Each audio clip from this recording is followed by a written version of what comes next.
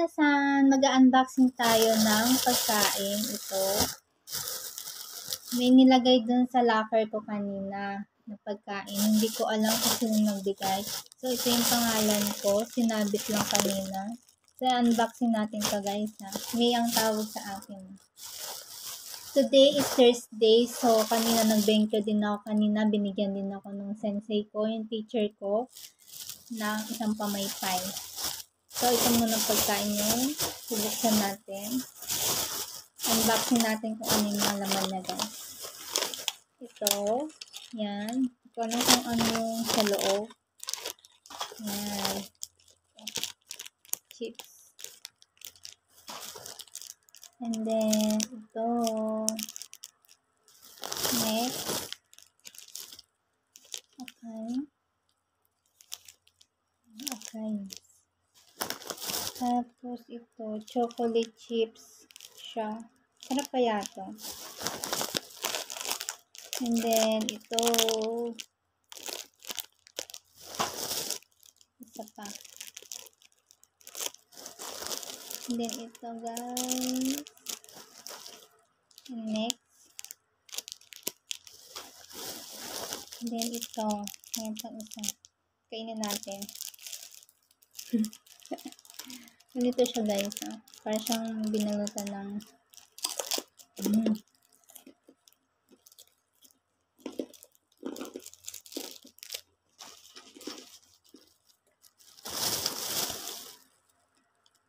blended stick. Hindi ko alam kung kape to or mocha. Naman ko. Ito.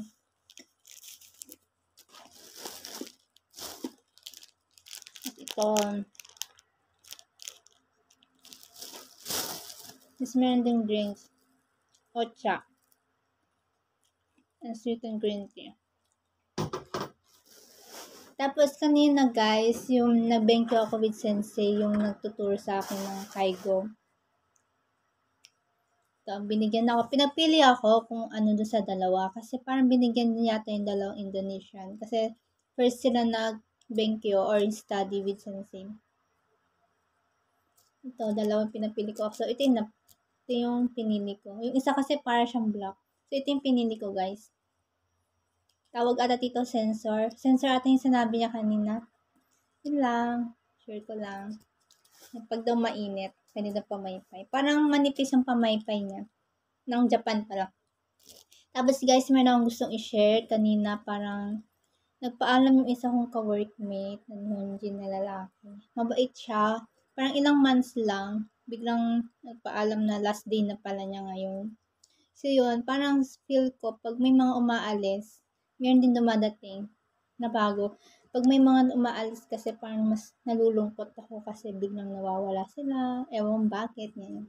Siguro hindi na rin niya din kaya mag-work, char. So yun lang, i-share ko lang for today's vlog. Bye! Matane! Ma!